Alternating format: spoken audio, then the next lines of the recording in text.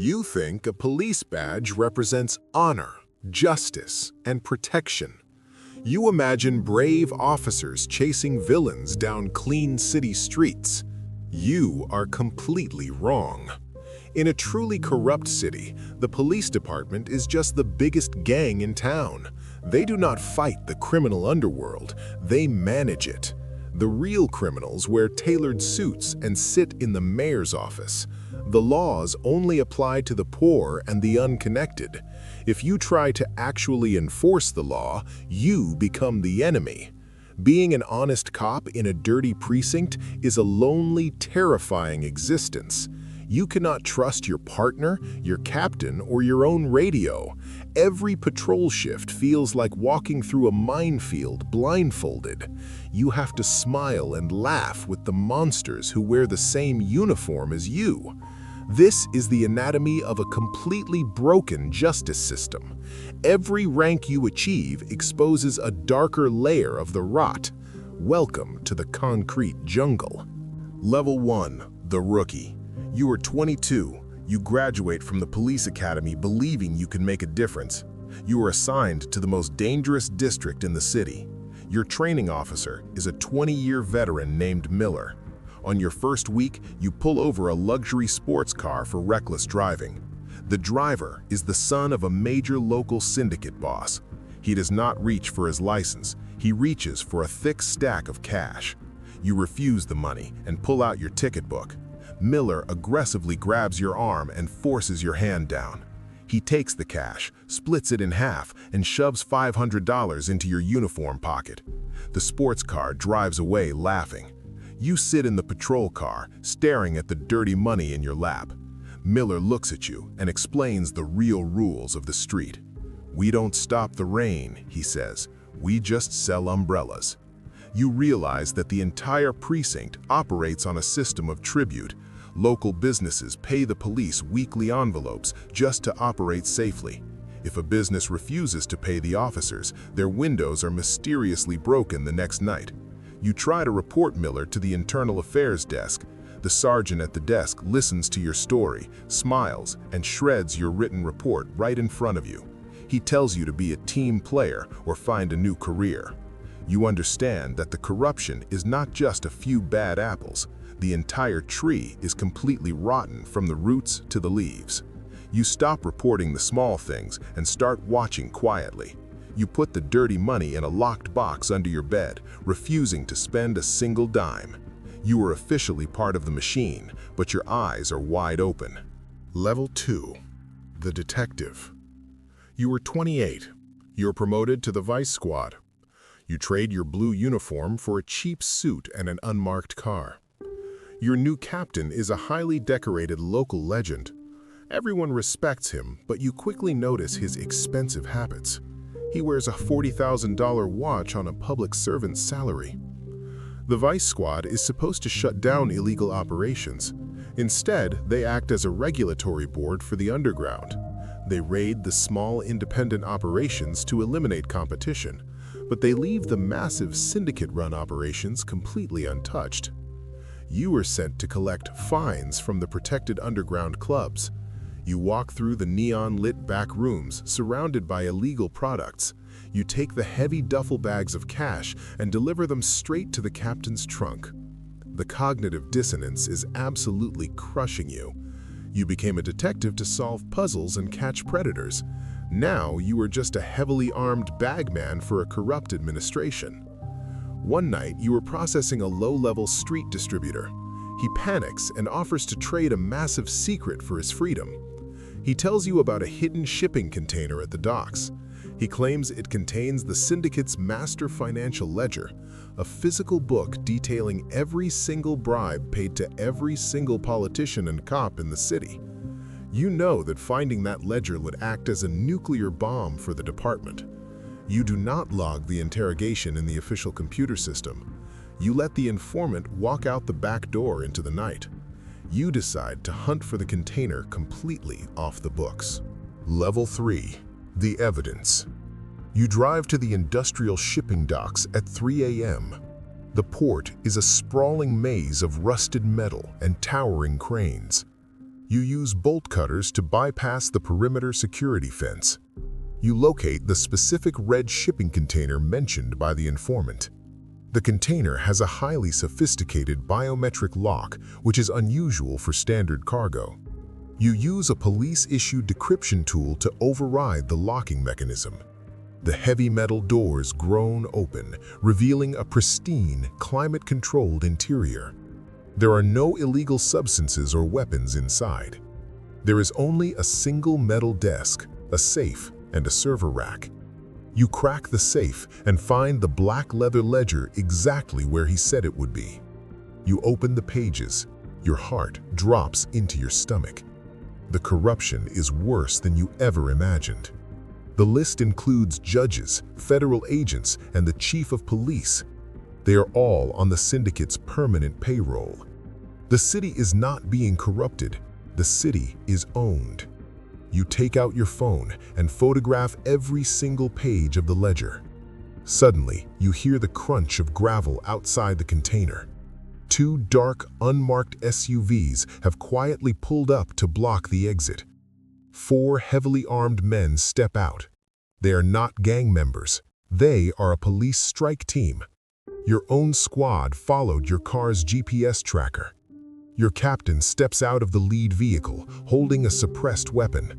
He tells you to put the book down and walk away, offering you a piece of the empire. You realize you are standing in a metal coffin. You kick the heavy container door shut and prepare to fight your own brothers. Level 4. The Wire. You manage to escape the docks by shooting the container's specialized fire suppression system. The chemical foam blinds the strike team just long enough for you to slip into the water. You swim through the freezing, polluted harbor and drag yourself ashore. You realize you cannot go back to your apartment or the precinct. You use a burner phone to call the only federal agency outside the city's jurisdiction.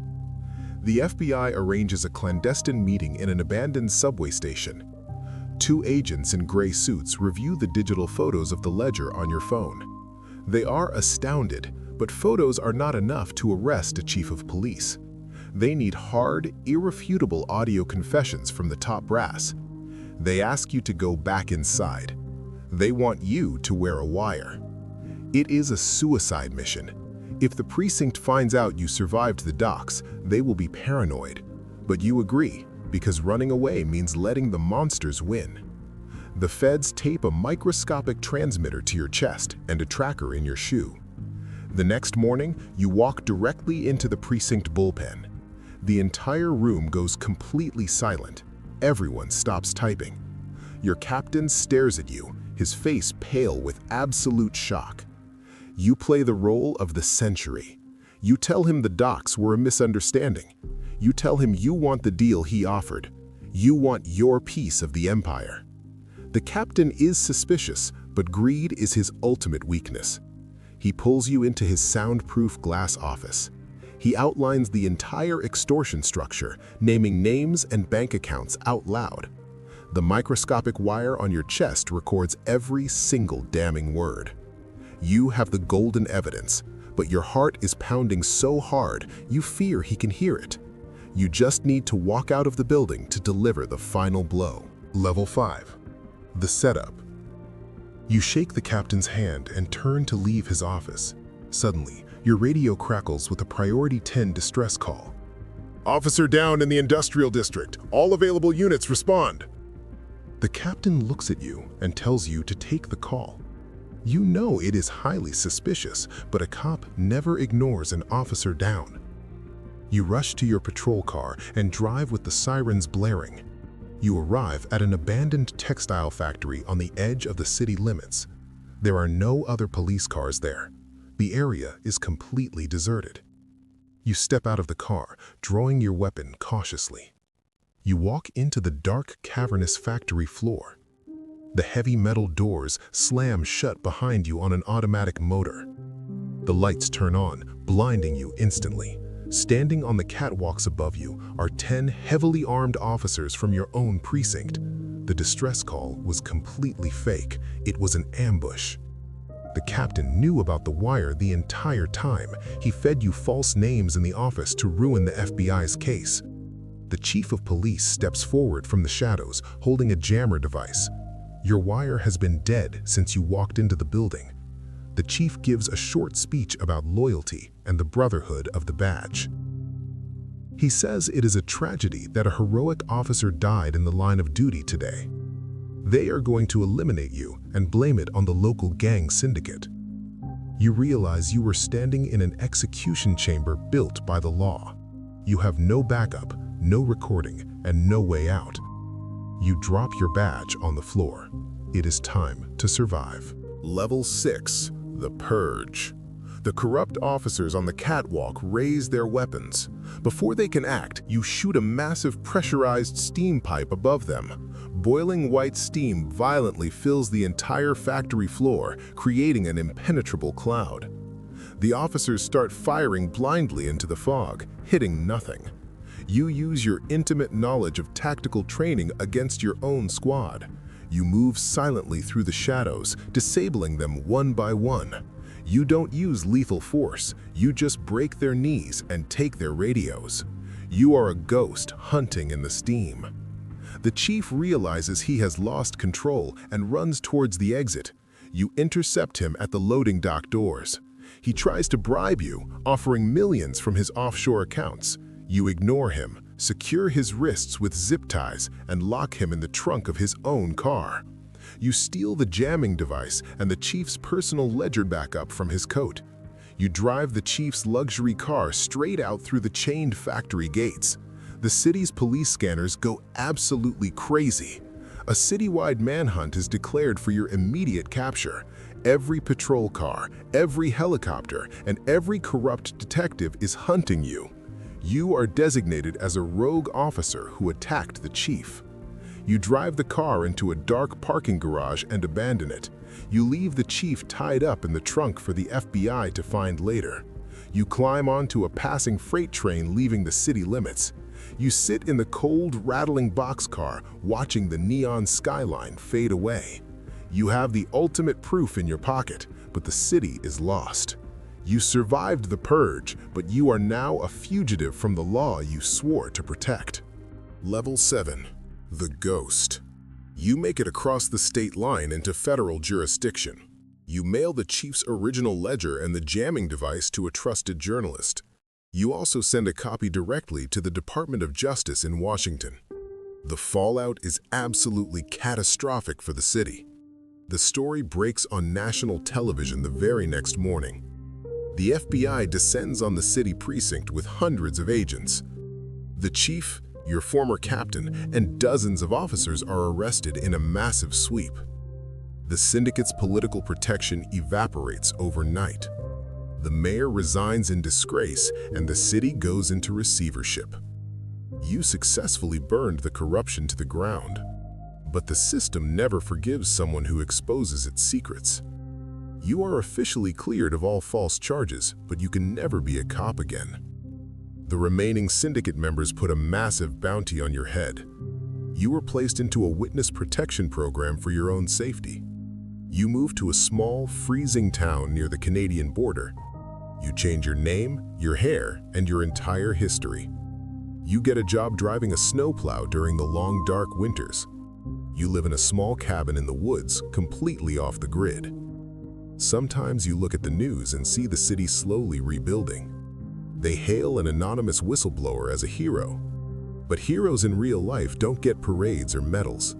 They get a lifetime of looking over their shoulder in the freezing snow. You did the right thing, and it cost you your entire identity.